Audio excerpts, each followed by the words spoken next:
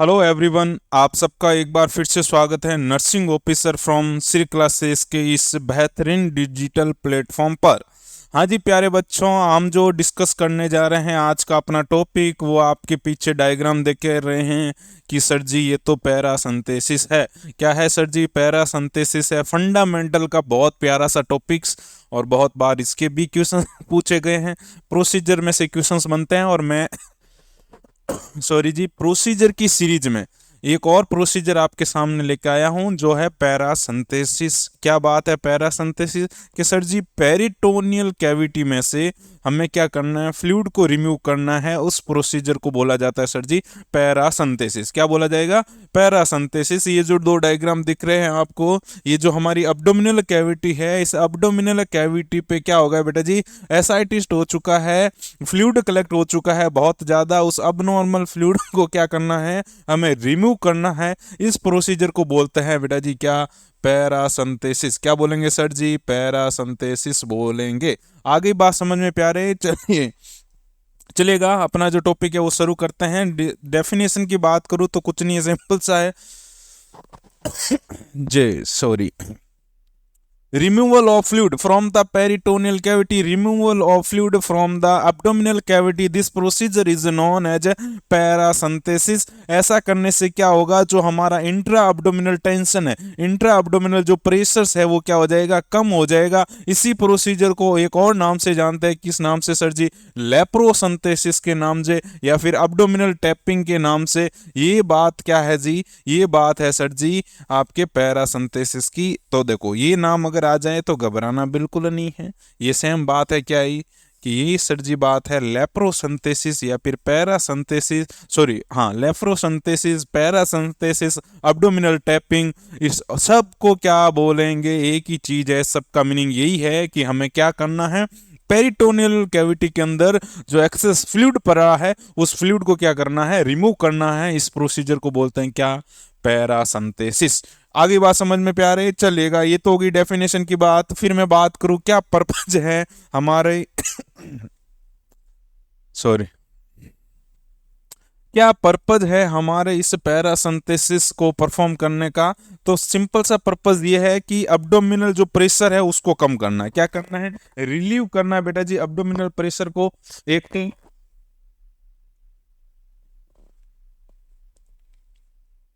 Relief from respiratory problem. देखो, जब abdominal pressure बढ़ेगा तो जो है लंग्स क्या हो जाएंगे बेटा जी? कोलैप्स हो जाएंगे। प्रेशराइज ज्यादा होने की वजह से प्रेशर ऊपर, लंग्स कोलैप्स, तो हमें क्या रहेगी? रेस्पिरेटरी प्रॉब्लम रहेगी। और इस प्रॉब्लम से क्या रिलीव करने के लिए डायग्नोस्टिक या फिर थेराप्यूटिक चीज़ों के लिए, या फिर provide comfort to the patient, इन सब के लिए क्या है? हम करेंगे क्या? पैरासिंथेसिस जो है प्रोसीजर। बात करूं मैं इंडिकेशन की, कौन कौन सी सिचुएशन है जिसके अंदर हमें पैरासिंथेसिस को परफॉर्म करना है, तो मोस्ट कॉमन जो है वो रहती है एसाइटिस। क्या रहती है? एसाइटिस। एसाइटिस का मीनिंग होता है क्या हुआ? हमारी जो पेरिटोनियम कैविटी है वहां पे फ्लूइड का कलेक्शन हो जाता बहुत ज्यादा। इस कंडीशन को बोलते हैं एसाइटिस। क्या? Excessive collection of fluid. Excessive collection of fluid कहाँ पे बेटा जी? हमारी जो पेरिटोनियम कैविटी है, इन पेरिटोनियल कैविटी या फिर अब्डोमिनल कैविटी, इस कंडीशन को क्या बोलेंगे? एसाइटिस बोलेंगे। और एक बात यह है कि एसाइटिस का जो मोस्ट कॉमन कोज है वो क्या रहता है? Cirrhosis of liver. क्या?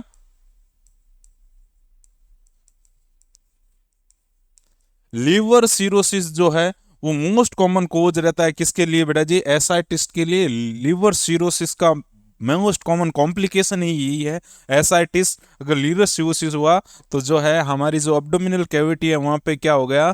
जो है फ्लूइड का कलेक्शन हो गया है बहुत ही सॉरी, बहुत ही अधिक मात्रा में। इसको अपन क्या बोलेंगे? एसाइटिस बोलेंगे। क्या बोलेंगे बेटा जी? एसाइटिस बोलेंगे। इसका मोस्ट कॉमन कोज क्या है? Liver cirrhosis.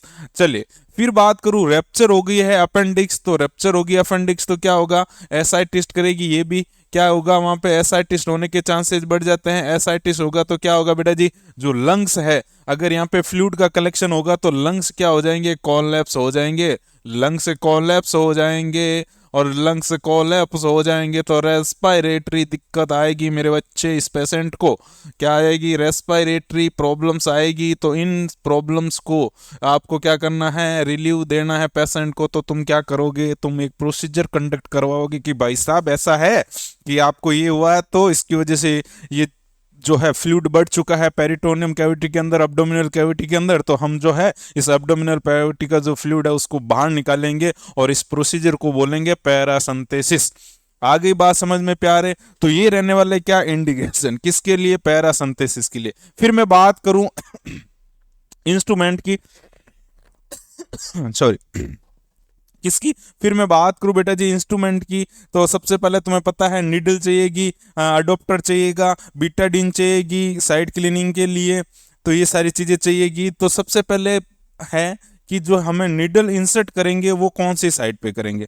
नीडल इंसरेशन साइड की मैं बात करूं किसके अंदर? पैरासिंथेसिस के अंदर। तो यहाँ पे जो नीडल इंसरेशन की साइट रहने वाली है वो रहने वाली है क्या रहने वाली है? वो रहने वाली है 2 या 3 सेंटीमीटर बिलो द अम्बिलिकस। यहां से 2 या 3 सेंटीमीटर बिलो, या फिर 2 फिंगर बिलो, ठीक है, या फिर 1 इंच बिलो।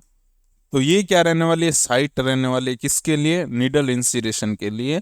किसके लिए? नीडल इंसरेशन के लिए। कब? जब तुम्हें क्या करना है?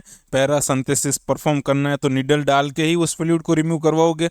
तो इसके लिए ये साइड रहने वाली है, ये जगह रहने वाली है, ये साइट रहेगी किसके लिए बेटा जी? आपके अम्बिलिकस से 2 या 3। दूसरी रेट्रल साइड में बात करूं से 2 से 3 centimetre supra medial to anterior superior iliac spine पे। ये मोस्ट कॉमनली यूज में ली जाती है। बट अभी जो है मोस्ट कॉमनली यही यूज में ली जाती है, कौन सी? आपकी जो है अम्लिकस से 2 से 3 सेंटीमीटर बिलो। आगे बात समझ में प्यारे? तो कौन सी रहने वाली है? 2 से 3 सेंटीमीटर बिलो आपके जो है अम्लिकस, या फिर 1 इंच बिलो द अम्लिकस, या फिर 2 फिंगर बिलो द अम्लिकस जो है ये साइट रहने वाली है किसके लिए बेटा जी? आपके नीडल इंसिरेशन के लिए। नीडल जो है वो कितने गोज की होगी? तो सर जी नीडल जो है हाँ यहाँ पे रहेगी कितनी? आपके 14 से 16 गोज की नीडल। देखो इंस्ट्रूमेंट में फर्स्ट हो गई नीडल। नीडल कितनी रहने वाली है कि सर जी नीडल जो है वो 14 to 16 गोज की निडल लेंगे। सर जी बीटाडीन लेंगे। सर जी बीटाडीन कौन सा होगा? तो सर जी बीटाडीन की बात करूं तो बीटाडीन रहने वाला है पोविडोआयोडीन 10% क्लीन द साइड के लिए। फिर तुम्हें पता ही है आप जो है 2% जाइलोकाइन जेली लेंगे। ये जो सैंपल कंटेनर लेंगे बेटा जी,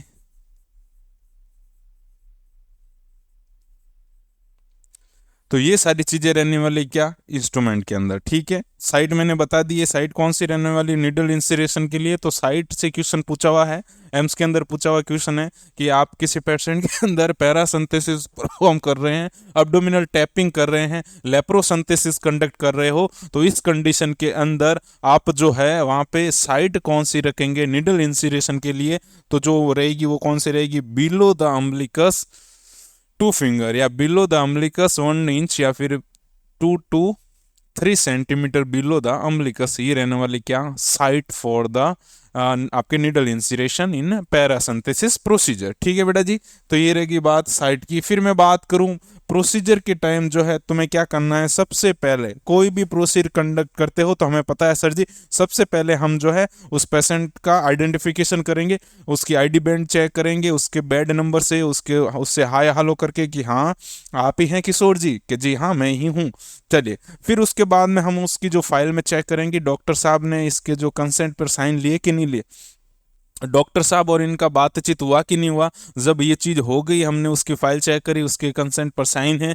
हमें कंसेंट चेक करना होता है, मैंने कई बार बताया है, कंसेंट चेक करने का काम आपका है पर कंसेंट लेने का काम डॉक्टर साहब का है। इस चीज़ को याद रखना है। कंसेंट देगा हमेशा पेशेंट। ठीक है, फिर हमने क्या करा सर जी? कंसेंट ले लिया। उसके बाद में हम क्या करेंगे? हाँ, डूरिंग प्रोसीजर से पहले क्या है, हमें उस पेशेंट को इंस्ट्रक्ट करना है कि आपका जो अब्डोमिनल यूरिनरी ब्लडर जो है वो क्या होना चाहिए? इम्पटी होना चाहिए।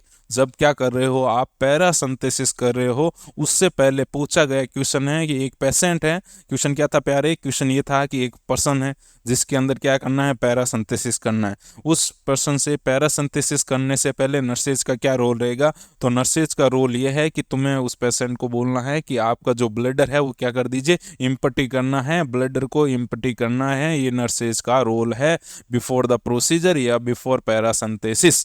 आगे बात समझ में, पेशेंट को पूछना है कि आपका ब्लडर खाली है या नहीं है, नहीं है तो हमें जो है ब्लडर खाली करवाना है। आगे बात समझ में प्यारे, तो ये रहने वाला है बिफोर प्रोसीजर नर्सेज का रोल। हाँ जी, void before start the procedure to empty the bladder, ये जरूरी है। उसके बाद में आपको अब्डोमिनल ग्रीथिंग करनी है, वेट चेक करना है, बेसिक लाइन वाइटल साइन है उन सबको चेक करना है, बीपी मेनली चेक करनी है आपको, पल्स चेक करनी है, टेम्परेचर वगैरह सारी चीज़ें चेक करनी है। फिर बात करूँ मैं पोजीशंस की, तो आपकी बात करूँ ड्यूरिंग द प्रोसीजर जो पोजीशन रहने वाली है वो कौन सी रहने वाली है सर जी, सिटिंग पोजीशन रहेगी। और हमें सिटिंग पोजीशन के अंदर ही हम पेशेंट को क्या करेंगे बेटा जी, कौन सी पोजीशन रहेगी, फाउलर पोजीशन रहेगी, या तो फाउलर बोल दीजिए, कौन सी फाउलर पोजीशन। साथ में उसको कहाँ लेना है बेटा जी, जो एज ऑफ बेड है ना, पेशेंट को बोलना है उसको बेड जो है बेड के जस्ट किनारे की तरफ लाना है और फाउलर पोजीशन देनी है, जिससे क्या रहे, जो आपके नीचे कंटेनर पड़ा है वो बेड से नीचे रहना चाहिए उसका लेवल हमेशा। पहली बात, जो कंटेनर जिसके अंदर आप जो है ये फ्लूइड लोगे वो बेड से नीचे रहेगा, उसका लेवल जो है बेड से कम रहना चाहिए। देन जो है पेशेंट को कौन सी पोजीशन देंगे, फाउलर पोजीशन देंगे, एज ऑफ बेड के साथ लेके आएंगे। ये रही अपराइट पोजीशन देंगे with upright edge of bed with back supported and feet resting on stool, first priority है ना जी। हमें क्या है, पेशेंट को सिंपल सी देना है, पेशेंट को बोलना है आराम से आइए, सिटिंग ऐसे, ये बेड है, यहाँ पे भाई साहब जी को बोलेंगे कि तुसी आइए आराम से बैठिए, अभी हम जो है आपकी इस एब्डोमिनल कैविटी में से फ्लूइड को रिमूव करेंगे। ये जो है यहाँ पे तुम्हारा ये पड़ा रहेगा ना, तो कौन सी पोजीशन होगी सर जी, फाउलर पोजीशन। सेकंड प्रायोरिटी है फाउलर पोजीशन ऑन बेड है ना, तो ये रहने वाली है क्या पोजीशन सॉरी। आफ्टर प्रोसीजर की बात करूं तो कौन सी पोजीशन रहने वाली है sir ji, supine with the side lateral. कौन सी रहने वाली है, supine with the side lateral position से क्वेश्चन बनता है तो पूछे जाने की, देखो ये रही पोजीशन, क्या करा है, ये स्टूल यहाँ पे रेस्ट के अंदर है, भाई साहब जी को बोला है कि साइड में आ जाओ, यहाँ बैक रेस्ट लगा रहता है, पर यहाँ पे नर्सेज जी ने अपने एंड से उसको बैक रेस्ट दी है। भाई साहब जी बैठे हैं यहाँ पे, ये टैपिंग कर रखी है एब्डोमिनल कैविटी में से, ये जो है 14 से 16 गोज की जो नीडल लगी हुई है, और क्या किया जा रहा है बेटा जी, फ्लूइड को रिमूव करा जा रहा है ना। तो ये रहने वाला है आपका ड्यूरिंग प्रोसीजर पोजीशन का सीन। आगे बात समझ में जी। फिर क्या है, एक टाइम जो है आपको कितना ml फ्लूइड रिमूव करना है, अगर आप थेराप्यूटिक पर्पस से रिमूव कर रहे हो, मतलब एसाइटिस हो रखा है, बहुत ज़्यादा फ्लूइड कलेक्शन हो रखा है, तो जो है आपको 1000 से 2000 तक आप जो है फ्लूइड को निकाल सकते हो पेरिटोनियल कैविटी से। कितना, 1000 से 2000 ml तक, इससे ज़्यादा नहीं निकालना। इससे ज़्यादा निकाला तो पेशेंट को क्या हो जाएगा, हाइपोटेंशन हो जाएगा, पेशेंट को हाइपोटेंशन हो जाएगा, टेकिकार्डिया देखने को मिलेगा, कोलैप्स हो जाएंगे, कई सारी जो है शॉक वाली कंडीशन में चला जाएगा। तो हमें ज़्यादा एक साथ रिमूव नहीं करना है। ठीक है, बुक में जो है हमारी जो उसके अंदर दे रखा है बेटा जी, क्या, मोर देन 100 ml से ज़्यादा नहीं निकालना है। ये किसके अंदर, आप थेराप्यूटिक पर्पस से। अगर आप जो है डायग्नोस्टिक पर्पस से करना है, तो डायग्नोस्टिक पर्पस की मैं बात करूँ तो आप कितना लोगे सर जी, 20 से 30 ml जो है फ्लूइड रिमूव करोगे। कितना, 20 से 30 ml फ्लूइड रिमूव करना है आप। जब आपका पर्पज क्या है, डायग्नोस्टिक पर्पज है, आपको सिर्फ उसका स्पेसिमेन लेके उसके अंदर चेकिंग करनी है, तब कितना लेंगे सर जी, 20 से 30 ml रहने वाला है हमारा ये जो क्या जी, फ्लूइड रिमूव है ना। चलिए, आप मैक्सिमम कितना कर सकते हैं, 2000 ml, उससे ज़्यादा नहीं करना होता है। ठीक है जी, बिल्कुल सही है सर जी। फिर उसने हमने क्या करा, फ्लूइड को रिमूव कर लिया। आपका डायग्नोस्टिक है तो हाथों हाथ हम क्या करेंगे, उस फ्लूइड को जितना जल्दी हो सके लैब तक भेज देंगे। अगर आप 6 घंटे के भीतर भीतर भेजते हो तो ठीक है, अगर 6 घंटा से ज़्यादा हो जाता है तो आपको उसको क्या करना है, स्टोर करना है रेफ्रिजरेटर के अंदर।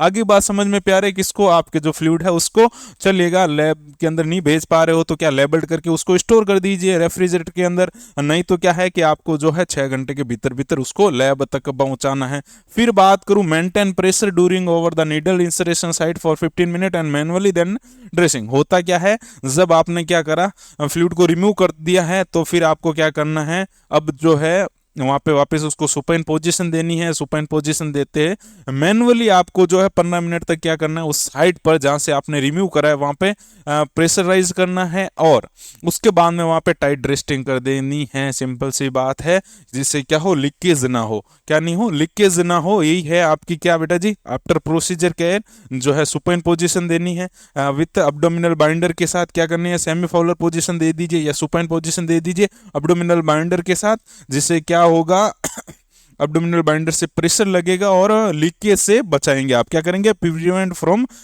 लीकेज। तो देखिए दो चीज है, पेशेंट को क्या करना है, जब आप प्रोसीजर स्टार्ट करो उससे पहले क्या करना है कि सर जी पेशेंट को इंस्ट्रक्ट करना है कि जो आपका यूरिनरी ब्लैडर है वो इम्पटी होना चाहिए। क्यों, अगर यूरिनरी ब्लैडर इम्पटी नहीं है तो जब आप फ्लूइड रिमूव कर रहे हो उस वक्त क्या कर दोगे, पंचर कर दोगे किसको, यूरिनरी ब्लैडर को। और इसका जो आपको कैसे पता चलेगा कि पंचर हो गया है, कि जब पेशेंट कंप्लेन कर रहा है कि उस यूरिन के साथ क्या बेटा जी ब्लड आ रहा है, उस यूरिन के साथ अगर ब्लड आ रहा था तो दैट्स मीन्स आपने क्या करा है, पंचर कर दिया क्या आपने उसके जो यूरिनरी ब्लैडर को। तो है ये इंस्ट्रक्शन कब देनी है, बिफोर प्रोसीजर स्टार्ट करने से पहले ये चीज ध्यान रखनी है। आफ्टर प्रोसीजर जो है पेशेंट की पोजीशन को ध्यान रखना है कि सर जी हम उसको सुपाइन या फिर सेमी फाउलर पोजीशन देंगे, अब्डोमिनल बाइंडर देंगे, जिससे वह लीकेज ना हो, लीकेज से प्रिवेंट करेंगे। और जो है क्या करेंगे अपन, अब्डोमिनल बाउंडर देंगे सुपाइन पोजीशन के साथ या सेमी फाउलर पोजीशन के साथ। अगर क्वेश्चंस ये भी पूछा हुआ था कि एक पेशेंट है जिसके अंदर आपने पैरासिंथेसिस करा है और उस पेशेंट के अंदर जो है क्या है, उस पेशेंट कंप्लेन कर रहा है कि मेरे जो यूरिन के अंदर क्या आ रहा है, पिंक कलर आ रहा है, मेरा जो यूरिन है वो रेड कलर आ रहा है, ब्लडी आ रहा है। उस वक्त जो है आपका रोल क्या रहेगा, उस वक्त जो है आपको हाथों हाथ जो है डॉक्टर साहब को क्या करना है, इन्फॉर्म करना है। नर्सेज का यही रोल रहने वाला है।